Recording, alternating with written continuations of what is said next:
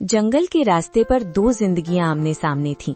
एक तरफ रमेश था, जिसकी सफलता की चमक चोरी और लालच से बनी थी, और दूसरी तरफ मोहन, जिसकी ईमानदारी ने उसे थका तो दिया था पर झुकाया नहीं था।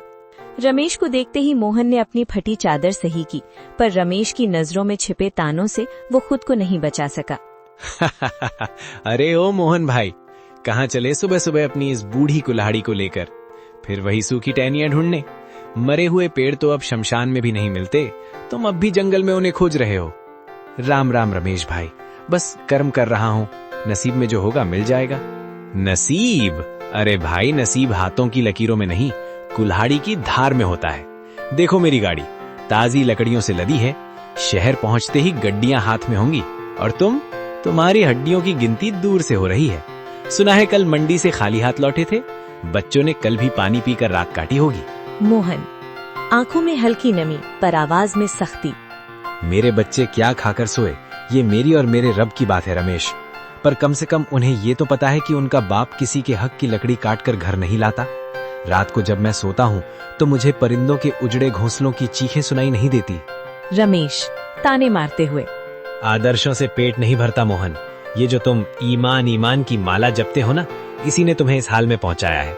तुम्हारी विमला बेचारी फटी साड़ी सिल सिल कर थक गई है, और तुम यहाँ जंगलों में भूत बनकर घूम रहे हो। लोग तुम्हें ईमानदार नहीं, मूर्ख कहते हैं। थोड़ा दिमाग चलाओ, मेरी तरह हरे पेड़ काटो, 2 दिन में घर की छत बदल जाएगी। वरना याद रखना, भूखे पेट वाले की शराफत को दुनिया कायरता कहती है। शायद तुम सही कहते हो रमेश, दुनिया के लिए मैं मूर्ख हूँ, पर जिस दिन मैं अपनी भूख मिटाने के लिए हरे पेड़ काटने लगा, उस दिन मुझ में और तुम में क्या फर्क रह जाएगा? तुम्हारी तिजोरी भर रही है, पर तुम्हारी रूह खाली होती जा रही है। मेरी कुल्हाड़ी सिर्फ लकड़ी काटती है, किसी की दुआएं या किसी जीव का घर नहीं। तू अपनी गड्डियां गिन, मैं अपना सुकून ढूंढता हूँ। जाओ जाओ, ये सुकून तुम्हें ले डूबेगा। शाम को जब खाली हाथ लौटोगे और नन्नू को रोते देखोगे, तब पूछना अपने इस सुकून से कि उसकी कीमत क्या है। फकीर ही रहोगे तुम मोहन, फकीर ही मरोगे। रमेश अपनी बैलगाड़ी को जोर से हाँकते हुए धूल उड़ाता निकल गया। मोहन वहीं खड़ा धूल साफ करता रहा। उसकी आंखों में आंसू थे, पर दिल में एक अजीब सा संकल्प। उसने अपनी कुल्हाड़ी मजबूती से पकड़ी और उस घने जंगल की ओर कदम बढ़ा गए, जहां आज उसकी परीक्षा होने वाली थी।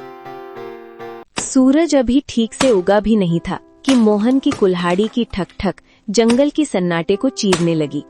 शरीर में जान नहीं थी। कल रात सिर्फ आधा गिलास पानी पीकर सोया था, पर हाथों में बच्चों के भूखे चेहरों की याद ने बिजली भर दी थी। पसीना माथे से बहकर आंखों में जा रहा था, पर मोहन रुकने का नाम नहीं ले रहा था। बस थोड़ा और। आज अगर ये गट्ठर बड़ा होगा तो शहर की मंडी में अच्छे दाम मिलेंगे। नन्नू के लिए आज सूजी ले जाऊंगा। बेचारा बच्चा कल रात रोते रोते सोया है, और दीपू की चप्पलें भी तो टूट गई हैं। हे भगवान, बस आज ही लकड़ियां बिक जाएं और कुछ नहीं चाहिए। मोहन बड़ी मशक्कत से लकड़ियों का एक भारी गट्ठर अपने सिर पर उठाता है। उसका शरीर कांप रहा है, पर उम्मीद उसे चला रही है।